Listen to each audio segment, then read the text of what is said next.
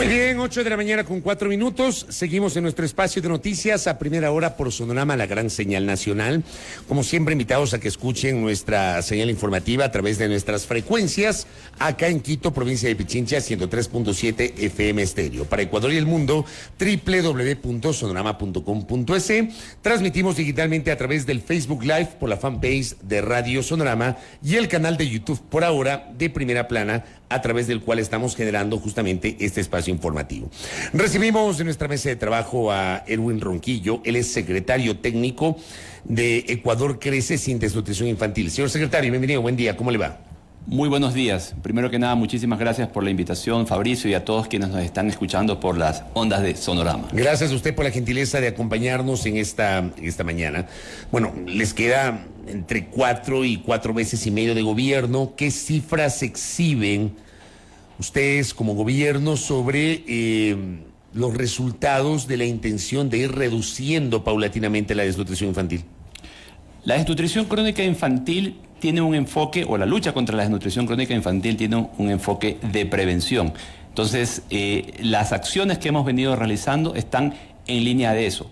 Por ejemplo, a la fecha nosotros hemos atendido ya el doble de niños y niñas que habían sido atendidos en el 2021, es decir, 620,000 niños y niñas que recibieron atenciones en los centros de salud, 450,000 mujeres embarazadas, que es un 30% más de lo que se atendía en el año 2021. ¿Y cómo hemos podido lograr estas cifras y estas mejoras en la cobertura y en la atención? Es con la inversión, por ejemplo, en una que el presidente acaba de entregar la semana anterior, de 588 centros de salud, de los 2.100 que existen a nivel nacional. Es decir, el 30% recibieron intervenciones integrales, es decir, mejoras en la infraestructura que tiene que se refiere a mejoras en los techos, en los pisos, en los accesos, consultorios que estaban funcionando como bodegas y que hoy ya funcionan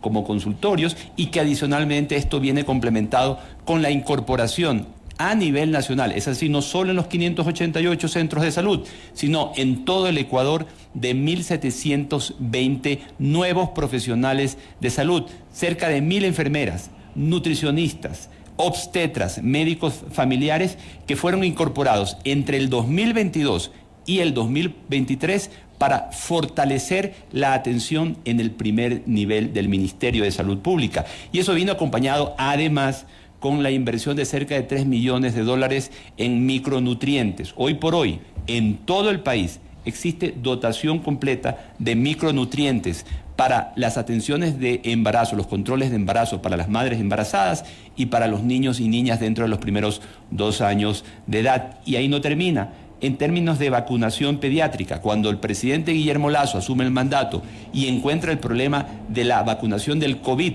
que ya sabemos que en 100 días se vacunaron a 9 millones de ecuatorianos. Otro de los problemas que existían era la falta de vacunas pediátricas. Quienes son madres, padres y tienen hijos pequeños podrán dar fe de que también estaban escasas las vacunas del cuadro pediátrico. Hoy por hoy, en todo el país, y esto gracias a que el presidente inmediatamente ordenó la adquisición de estas vacunas, existe dotación completa de vacunas del cuadro pediátrico a nivel nacional. Tanto es así que el Ministerio de Salud Pública inició entre mayo y julio una campaña que ya se extiende hasta el 31 de julio para vacunar a todos los niños y niñas que no fueron vacunados en los últimos 10 años, por eso estamos vacunando hasta los 12 años, porque lamentablemente estábamos en riesgo, y hoy se ha minimizado ese riesgo, de que vuelvan al Ecuador ciertas enfermedades que ya habían sido erradicadas, como la sarampión, la poliomielitis y la rubiola. Esas son las vacunas que se están administrando, ya se están administrando a los niños de hasta 12 años. Hay ya 3.2 millones de niños y niñas vacunados a nivel nacional. ¿Y cuál es hasta los 12 años? ¿Y a qué número quieren llegar? ¿A qué cantidad de niños quieren llegar? Se espera llegar hasta el 31 de julio al menos a 3.5. ¿Y hay suficientes vacunas? ¿El Ministerio de Salud garantiza la suficiente cantidad de vacunas? Desde octubre del 2021 en el Ecuador no han escaseado las vacunas del cuadro pediátrico. Entonces, ¿hay suficientes entonces? Absolutamente. ¿Y hasta cuándo quieren llegar o pretenden o calculan llegar a esa cifra, a esa idea que tienen ustedes? Bueno, en términos de vacunación, la vacunación debe mantenerse en todos los centros de salud durante todo el tiempo. Hemos hablado de los centros de salud que han recibido intervenciones integrales, digamos, de los nuevos profesionales de la salud que se han incorporado. También se han adquirido 4.500 equipos antropométricos en todos los centros de salud para poder mejorar las atenciones de prevención, y de igual manera las vacunas del cuadro pediátrico deben mantenerse, porque la política pública de prevención de la desnutrición crónica infantil requiere que haya atención en los centros de salud, micronutrientes disponibles todo el tiempo y adicionalmente las vacunas del cuadro pediátrico. Ahora, ¿qué se está haciendo a nivel del sistema educativo, por ejemplo, con la alimentación de los niños y niñas, los más chiquititos sobre todo, en el sistema educativo público, con el desayuno escolar, la alimentación? ¿Qué se está haciendo en ese sentido? La prevención de la desnutrición crónica infantil se trabaja en los 1000 primeros días de vida. ¿Por qué? Y hay una razón técnica y científica para esto. Y es lo que recomiendan los científicos, los expertos a nivel internacional, las agencias de cooperación. En los 1000 primeros días de vida, que van desde la concepción hasta que el niño o niña cumplen 2 años de edad, es donde se forman entre el 80 y el 85% de las conexiones neuronales. Es decir, donde el niño o la niña pueden adquirir toda su capacidad de aprender, de relacionarse, de razonar, discernir, memorizar, para que luego cuando vayan a las escuelas puedan rendir de una mejor manera. Por eso esta política pública, en esta primera etapa de una política que es de largo plazo, se ha enfocado en los 1000 primeros días de vida, porque si nosotros como país no podemos revertir esa tasa con la que recibimos el gobierno, recordemos que cuando el presidente Guillermo Lasso asume el mandato, encuentra un país en el que 3 de cada 10 niños y niñas padecían desnutrición crónica infantil. Esa es en niños menores de 2 años, es decir, dentro de los 1000 primeros días de vida, esa era una realidad que había que cambiar de manera urgente. Eso no significa que no es, o que sea menos importante la alimentación escolar. Lo que significa es que debemos enfocarnos primero de manera urgente en resolver el problema dentro de los 1000 primeros días de vida, e inmediatamente poder continuar en el resto de la etapa de la primera infancia de los niños y luego en las etapas posteriores. Entonces, en este rol que ustedes están haciendo, todavía no contemplamos a los niños que entran a la escuela. En esta política pública de prevención de desnutrición crónica infantil nos enfocamos en los 1000 primeros días de vida. Ya, de acuerdo. Ahora bien, ¿cómo está la coordinación con otras instituciones? Ustedes, entiendo que como Secretaría coordinan Ministerio de Salud, Ministerio de Inclusión Económica y Social, pero además con los gobiernos locales que tienen un papel protagónico. ¿Han logrado esa coordinación, señor secretario? Bueno, acabo de mencionar algunas acciones en el Ministerio de Salud. También trabajamos con el Ministerio de Inclusión Económica y Social, y esto es muy importante, con los 221 gobiernos autónomos descentralizados. Esto es gracias a que hemos podido construir en este gobierno un sistema de seguimiento personalizado de las atenciones en todo el sistema de salud y de protección social. Hoy por hoy, con este sistema que aglutina las bases de datos de salud, de MIES, de educación, del registro social, del registro civil, podemos saber a nivel parroquial, a nivel de centro de salud, cuántos niños están siendo atendidos, qué atenciones les hace falta, si el niño tiene o no tiene desnutrición crónica infantil, y esa información la trabajamos en conjunto con los alcaldes y alcaldesas de todas las banderas políticas. Nosotros no hacemos diferencia ideológica, trabajamos con los 221 gobiernos autónomos descentralizados, con sus alcaldes y alcaldesas en mesas intersectoriales, donde hacemos una planificación anual y atenciones, o digamos un seguimiento a las atenciones cada mes. Ya, ¿y qué evaluación tiene usted de ese seguimiento en este momento? Bueno, lo que nos permite ver ese seguimiento es poder tomar acciones preventivas. Por ejemplo, cuando vemos que hay áreas con altas tasas de desnutrición crónica infantil, podemos tomar acciones en conjunto con el Ministerio de Salud para llegar con brigadas, con el Ministerio de Inclusión Económica y Social para aperturar servicios. Hay 3 servicios que tiene el Ministerio de Inclusión Económica y Social con los cuales trabajamos.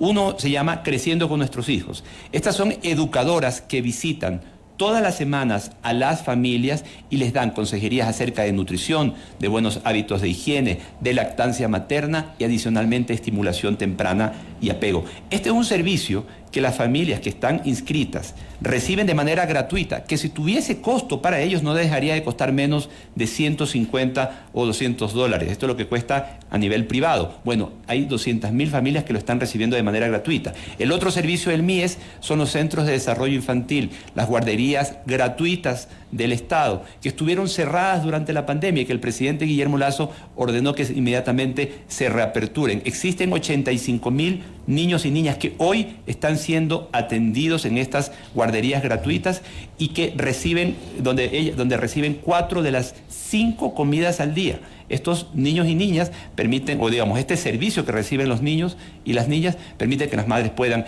o ir a trabajar o regresar a sus casas para las labores domésticas o las labores que sean del caso a nivel de emprendimientos. Esto nos permite que ahorrarle a estas familias que de todas maneras no tuviesen el dinero para poder costearlo, no deja de costar menos de 250 o 300 dólares un servicio de estos que lo reciben totalmente gratuita. Y el tercer servicio que coordinamos con el MIES es el bono Infancia Futuro, el bono de los 1000 primeros días de vida, que se entrega a las mujeres desde el embarazo. Son 50 dólares mensuales que reciben las madres hasta que los niños cumplen 2 años de edad y adicionalmente un incentivo en 3 momentos de la vida del niño. 90 dólares cuando el niño nace, siempre y cuando la madre haya asistido a los controles de embarazo y haya inscrito a su hijo en el registro civil. 120 dólares al primero y al segundo año de edad, siempre y cuando haya llevado al niño a los controles del niño sano y a la vacunación. De esa manera trabajamos en conjunto. El gobierno poniendo los recursos, pero la familia también cumpliendo con sus acciones de corresponsabilidad. Ahora, también hay factores, digamos, que están allí, que seguramente inciden en la desnutrición crónica infantil. Le voy a mencionar 2. El uno, la situación de acceso a agua potable y agua potable de calidad en los cantones. Esa es una responsabilidad de los gobiernos locales y por eso yo le planteaba el tema de la coordinación. Aquí hay cantones en los cuales lamentablemente hay muchos problemas para la cobertura del suministro de agua potable para su comunidad. Y por otra parte, el factor pobreza, el factor desempleo, que también incide en la calidad de vida de las familias. ¿Cómo enfrentamos estos 2 elementos que le estoy señalando y que sin duda deben tener una incidencia en la desnutrición crónica infantil, señor secretario? La desnutrición crónica es un problema que tiene raíces estructurales, obviamente, en la pobreza, en la falta de acceso a servicios básicos, y por eso es una lucha que debemos dar como país en el largo plazo. Si bien inicia en este gobierno y el presidente Guillermo Lasso genera una hoja de ruta para los próximos 10 o 15 años, esto no es una lucha ni de 4 años, menos de 2 años y medio, pero sino más bien de los próximos 2, 3, 4 gobiernos sucesivos que deben mantenerla para poder realmente pensar en erradicarla. Y uno de los problemas sobre los cuales tenemos que trabajar como país es en la cobertura de agua y saneamiento. Fabricio, y a quienes nos escuchan, les voy a dar algunos datos. Apenas el 50% de la población en el Ecuador recibe agua potable. Apenas el 85% de la población recibe agua de alguna manera entubada.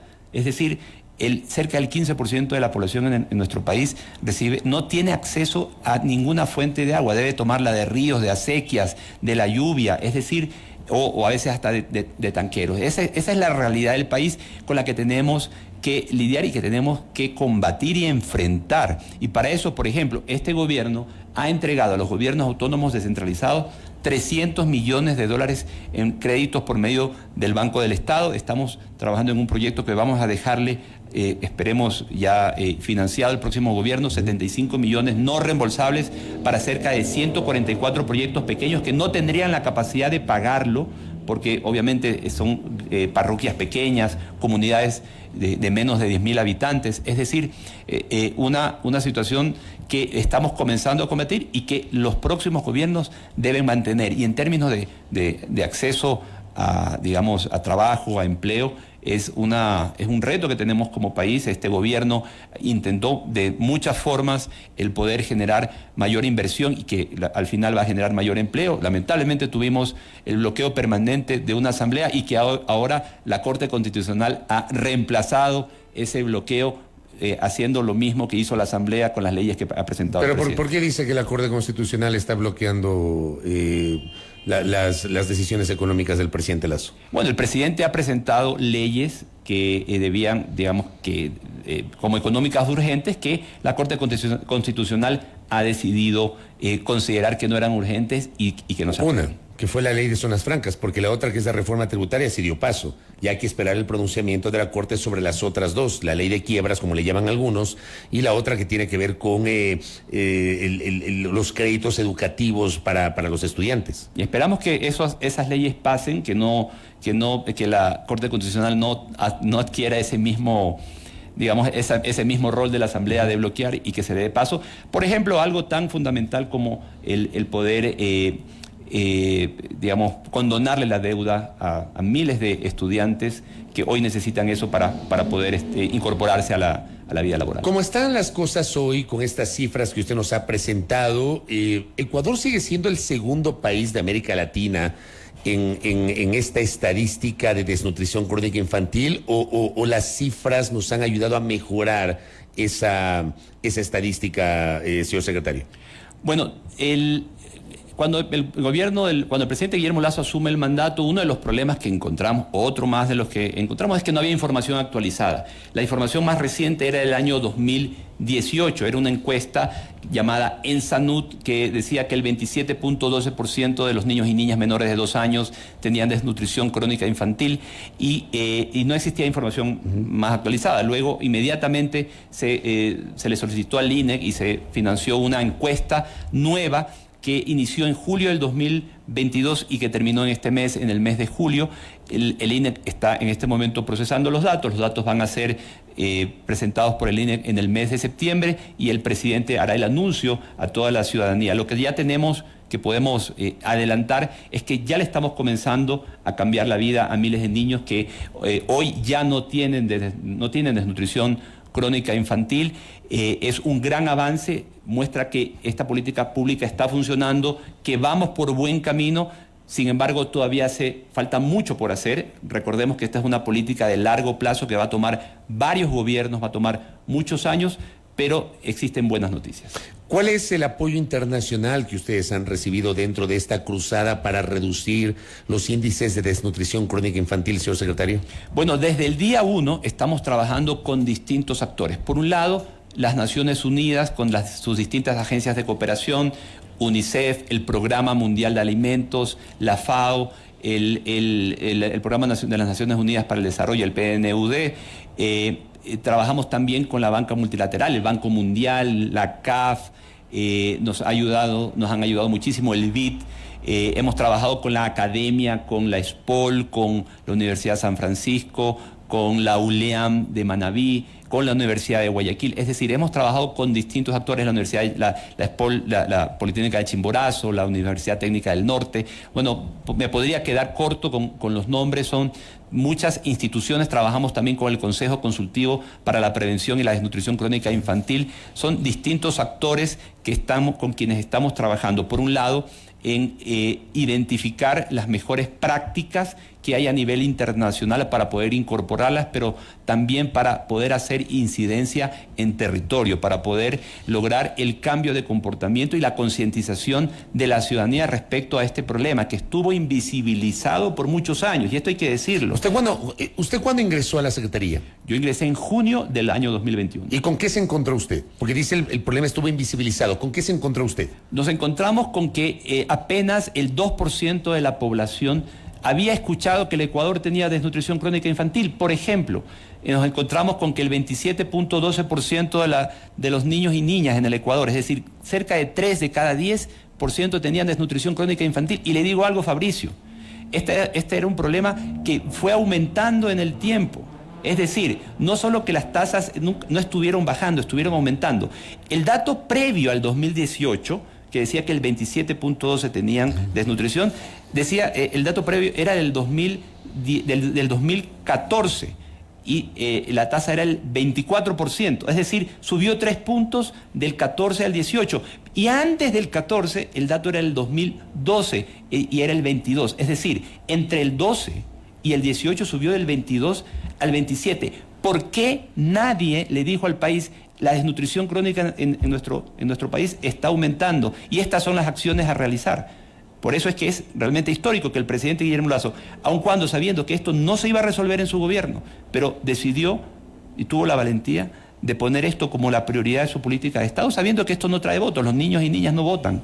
Pero la mejora que estamos haciendo en la calidad de vida de la infancia se va a ver en los próximos años. Pero bueno, un esfuerzo integral de política pública en materia social sí trae votos, y esto puede ser parte de aquello, ¿no?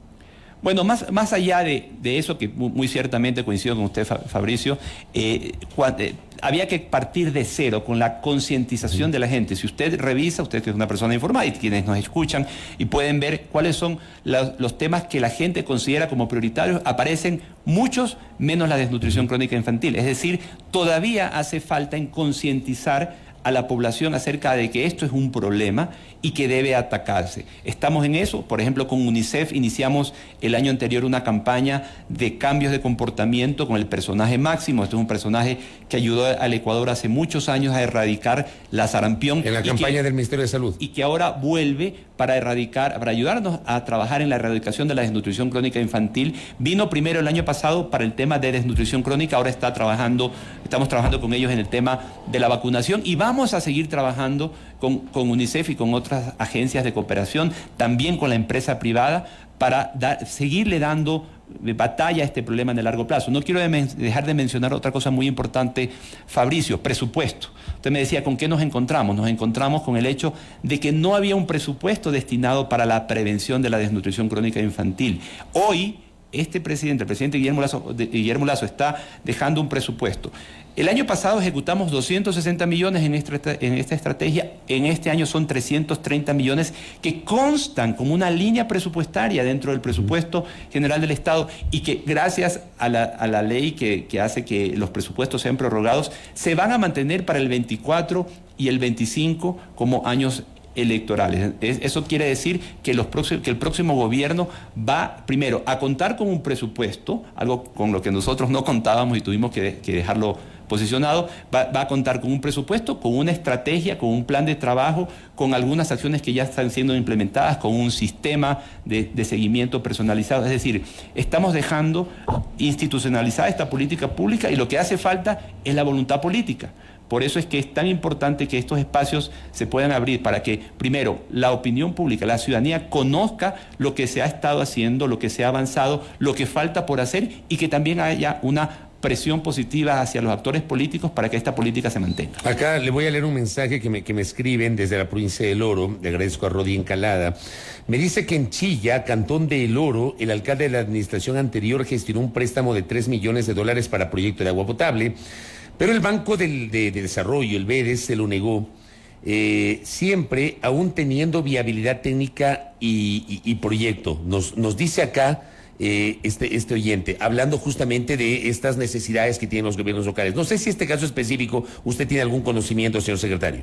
No, particularmente no lo desconozco, porque son 221 gobiernos autónomos descentralizados. Lo que sí le puedo decir es que las líneas de crédito están disponibles, pero también hay un enorme reto con los gobiernos autónomos descentralizados en dos aspectos. Primero, en la capacidad técnica para presentar proyectos, y segundo, en la disponibilidad, su cupo de crédito. El Banco del Estado tiene que, obviamente, actuar responsablemente, porque no son fondos, digamos, de libre disponibilidad, sino que tienen que ser asignados a los gobiernos autónomos descentralizados, que demuestran que, por un lado, tienen una buena gestión de su institución, y que van a poder retornar, que van a poder pagarle ese crédito al banco. Correcto, señor secretario. Gracias por el tiempo. Muchísimas gracias. Muy amable a nuestro invitado, a Edwin Ronquillo, quien es el secretario técnico de Ecuador Crece Sin Desnutrición, que nos ha presentado las cifras de los avances de la política pública que impulsa el gobierno del presidente Lasso. Las ha presentado acá, estos avances que tienen que ver con la lucha contra la desnutrición crónica infantil. Gracias a nuestro invitado, 8:28.